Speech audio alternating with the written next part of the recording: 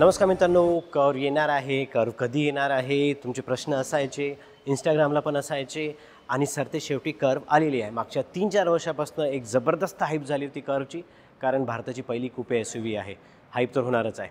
आज आपण बाकी सगळे डिटेल बघू कर्वचे, जी टाटाने लॉन्च केलेली आहे. पण काल जी लॉन्च झालेली आहे ती कर्व EV आहे. IC इंजिन म्हणजे पेट्रोल आणि डिझेलचे आहे. ते पुढच्या महिन्यात म्हणजे 2 सप्टेंबरला लॉन्च होणार आहे. चला स्टार्ट करू. चला बोलूया फ्रंट एंडपासून.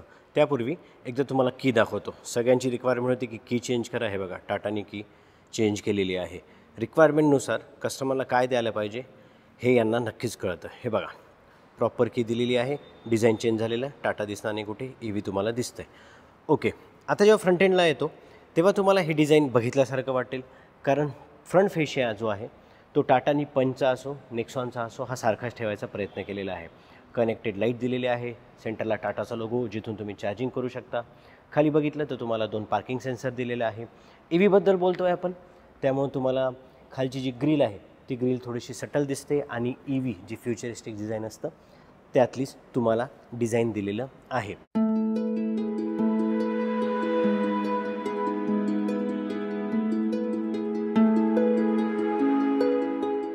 हेडलॅम्पचं सेक्शन LED लॅम्पचंच दिलेलं आहे. आता हा जो सगळा फ्रंट फेशिया आहे हा कंपनीने सगळीकडेच मेंटेन करायचा प्रयत्न केलेला आहे. म्हणून मी तुम्हाला बोललो, हा जो फ्रंट फेशिया आहे हा तुम्ही पंचमध्ये किंवा नेक्सॉनमध्ये नक्कीच बघितला असेल. पण आज आपण बोलतो आहे कर्वबद्दल. इथे तुम्हाला 360 डिग्री कॅमेरा मिळणार आहे.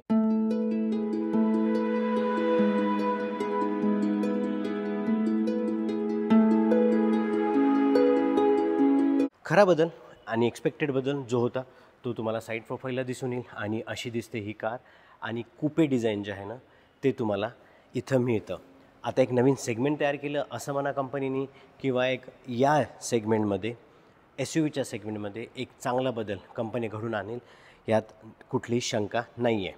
कुपे डिझाईन म्हणजे काय मी तुम्हाला एकदा समजावून सांगतो. हा जो मागचा निमुळता भाग आहे आणि याचा डिपार्चर अँगल जो आहे तो तुम्हाला उंच दिसतो, ह्याला म्हणतात कुपे डिझाईन. जनरली हे तुम्हाला आपल्या नॉर्मल सीडॅन सेगमेंटसारखं दिसेल, पण फरक हाच असतो की हे निमुळतं डिझाईन आहे आणि याचा डिपार्चर अँगल जो आहे, पुढचा अँगल जो असतो तो ॲप्रोच अँगल, आणि हा डिपार्चर अँगल जे आहे हा अँगल उंच झालेला असतो.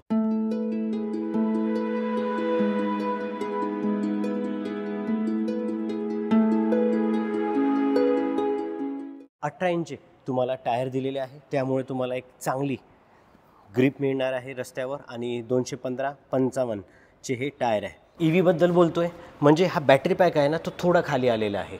जर तुम्ही IC इंजिन बघितलं कर्वचं तर तिथे 206 ते 208 mmचं ग्राउंड क्लिअरन्स मिळेल. EVमध्ये तुम्हाला 190 जे 45 किलोमीटरचं जे 45 किलोवॅटचं बॅटरी पॅक आहे आणि 186 जे आहे 55 किलोवॅट बॅटरी पॅक. त्यामुळे थोडं जे ग्राउंड क्लिअरन्स आहे ते EVमध्ये कमी झालेलं आहे, पण बाकी सेगमेंटपेक्षा जास्तच आहे.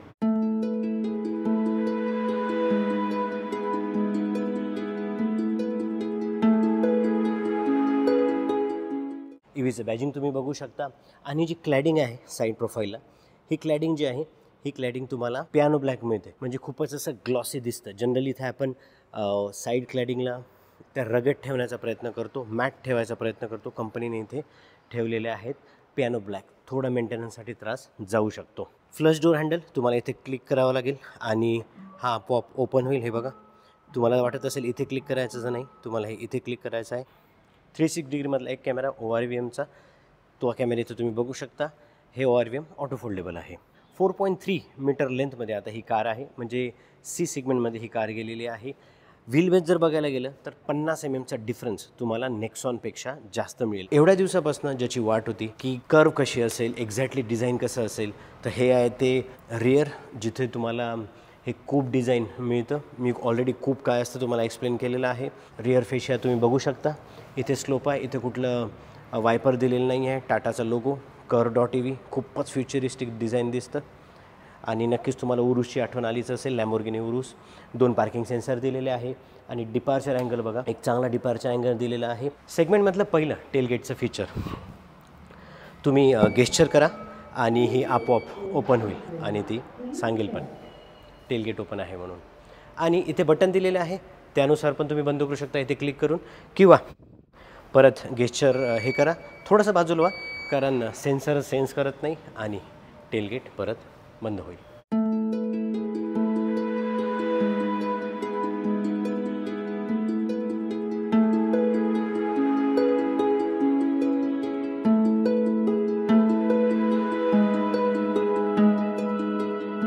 पाचशे लिटरची बूट स्पेस इथे अवेलेबल होणार आहे. पार्सल ट्रे दिलेला आहे. आता जेव्हा 350 नेक्सॉन म्हणजे पार्सल ट्रे काढल्यानंतर 380पर्यंत जेव्हा होते तेव्हा मोरलेस तुम्हाला हे सारखंच वाटेल, पण याची युजेबिलिटी फॅक्टर आहे हा थोडा डीप गेलेला आहे आणि हा स्क्वेअरिश आहे. नेक्सॉन जो आहे तो थोडा उंच दिलेला आहे आणि खाली डेप्थ चांगली आहे. ही 500 लिटरची बूट स्पेस, JBLचे स्पीकर दिलेले आहे आणि नॉर्मल रिक्वायरमेंटनुसार तुम्हाला इथे लाईटसुद्धा दिलेलं आहे. टेलगेट बंद करायचं असेल तर तुम्ही इथे बटन बंद करू शकता आणि हे असं बंद होईल. ॲक्च्युली फ्युचरिस्टिक डिझाईन दिसतं. बंद झाल्यानंतर हे लाईटसुद्धा लागतात. शार्क फिन अँटेनासुद्धा इथे तुम्हाला दिलेला आहे. हे रिअरचं डोअर आहे, प्लॅस्टिकच दिलेलं आहे इथे आणि इथे एक सॉफ्ट हे दिसेल तुम्हाला प्लॅस्टिक.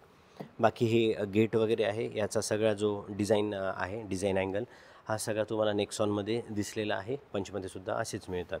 आणि ही आहे रिअर सीट, लेदर सीट तुम्हाला इथे दिलेली आहे आणि कुपे शेप जो आहे तो तुम्हाला इथे नक्कीच जाणवेल. तुम्हाला एकदा बसून दाखवतो.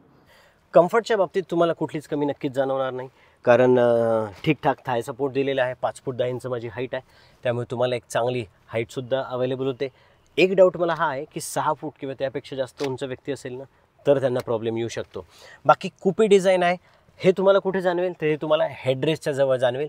थोडं निमुळतं असल्यामुळं तुम्हाला जाणवू शकतं. बाकी 2 अडल्ट आणि 1 चाइल्ड नक्कीच बसू शकते. चाइल्डवरनं आठवलं, लहान बाळांसाठी आयसोपिक चाइल्ड सीट दिलेले आहे. इथून तुम्ही 45 वॉटपर्यंतची आउटपुट दिलेला आहे चार्जिंगचा, त्यामुळे तुमचा लॅपटॉपसुद्धा तुम्ही चार्ज करू शकता. मोबाईल तर नक्कीच करू शकता. आणि हो, C टाईप चार्जिंग सॉकेट दिलेलं आहे, A टाईप किंवा B टाईप नाही.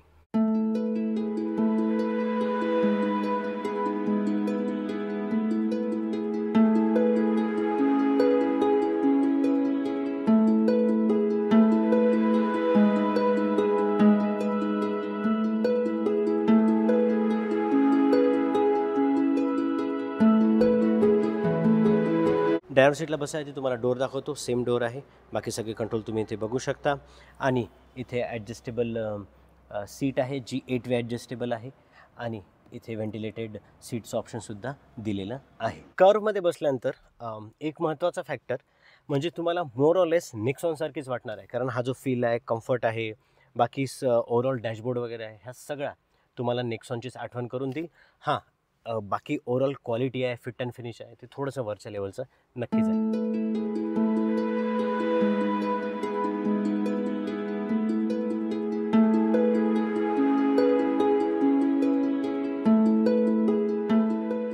स्टेअरिंग व्हील जे आहे ते सेम टाईपमध्ये ठेवलेलं आहे. 10.25 mm टचस्क्रीन सिस्टीम आणि बाकी सगळं सेटअप जे आहे ते सारखंच आहे. खाली तुम्हाला टचस्क्रीन सिस्टीम दिलेलं आहे आणि इथे तुम्हाला इन्स्ट्रुमेंट क्लस्टर बघू शकता तुम्ही. सगळा सेटअप सारखाच आहे, फक्त यातले कलर जे आहे ते कर्वीमध्ये चेंज झालेले आहे.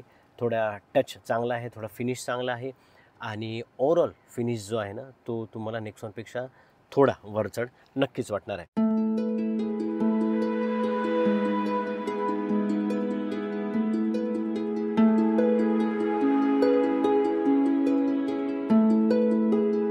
बाकी यात ॲपमध्ये सगळे ऑप्शन तुम्हाला मिळून जातो. ॲमेझॉन, अलेक्सा, EVचे सगळे रिक्वायरमेंट तुम्ही इथे स्पेसिफिकेशन बघू शकता आणि कंपनीने सांगितलं आहे की तुम्हाला 20% जेव्हा चार्जिंग होईल तेव्हा एक पर्टिक्युलर अलार्म वगैरे सेट होईल. आता कंपनी कसा सेट करते ते आपल्याला बघायला लागेल. कॅमेरा क्वालिटी जी ऑलरेडी पहिलेपासून चांगली झालेली आहे, कारण नवीन अपडेटमध्ये कंपनीने खूप चांगल्या गोष्टी दिल्या होत्या. खालचं सेटअप बघितलं, सेंटर बेजर स्विचचं तर सगळं टचस्क्रीन सिस्टीम झालेलं आहे.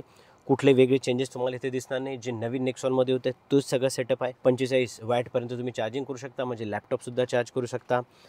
इथे गेअर लिव्हर दिलं आहे. सिटी, इको आणि स्पोर्ट्स मोड तुम्हाला इथे मिळतात आणि इलेक्ट्रिक पार्क असिस्ट दिलेला आहे. चार्जिंग ऑप्शन दिलेला आहे. प्रो मॅक्स इथे बसेल की नाही याची गॅरंटी खूप कमी आहे. आर्मरेस्टमध्ये तुम्हाला थोडीच जागा आहे, जास्त काही जागा तुम्हाला इथे मिळणार नाही. ग्लब बॉक्स एक चांगल्या साईजमध्ये ग्लब बॉक्स आहे. सेम साईज असतात. चांगल्या व्हॉल्यूमचे ग्लब बॉक्स टाटा प्रोव्हाइड करते. जे एक्सपेक्टेड होतं टाटाकडनं तेच दिलेलं आहे. चांगल्या गोष्टी टाटाने इथे प्रोव्हाइड करायचा प्रयत्न केलेला आहे. बोनेट ओपन केल्यानंतर बाकी सगळा सेटअप तर तुम्ही बघू शकता, पण एक अलर्ट सिस्टीम कंपनीने दिलेला आहे. तो अलर्ट सिस्टीम जर 20 किलोमीटरपर्यंतच्या रेंजच्या आत जर तुमची गाडी असेल 20 किलोमीटरपर्यंत, तर एक आवाज इथे कंपनीने दिलेला आहे, जो आजूबाजूच्यांना अलर्ट करतो. जनरली EVचा आवाज येत नाही ना, त्यासाठी. आणि थोडी स्पेस तुम्हाला इथे मिळून जाते. EV घेतानाचा सर्वात महत्त्वाचा फॅक्टर म्हणजे एक एन्झायटी असते आपल्याला. कुठली एन्झायटी? एन्झायटी अशी की रेंज कशी देईल, किती देईल. 585 किलोमीटरची रेंज कंपनीने क्लेम केलेली आहे, पण एक पर्टिक्युलर सर्टन एन्व्हायरमेंटमध्ये त्या टेस्ट केलेल्या असतात. पण कंपनीने लॉन्चच्या दिवशी सांगितलेलं आहे 400 ते 425 किलोमीटरची रेंज तुम्हाला सहज मिळणार आहे. म्हणजे तुमच्या डोक्यात ते सेकंड थॉट नको की गाडी किती चालेल, काय चालेल. महत्त्वाचं म्हणजे भारतातली पहिली कुपे SUV आणि जे कंपनीने द्यायचा प्रयत्न केलेला आहे, फ्युचरिस्टिक डिझाईन, जबरदस्त लुक आणि ओव्हरऑल जे पॅक असतो तो फक्त 17.5 लाखापासून दिलेला आहे. बेस वेरियंट 17.5 लाखापासून स्टार्ट होतं. 21.99 22 लाखात टॉप वेरियंट तुम्हाला मिळून जातं, ज्या वेरियंटबद्दल आपण आत्ता बोलतो आहे. बेस्ट डील 95 शोरूममध्ये तुम्हाला अवेलेबल होईल.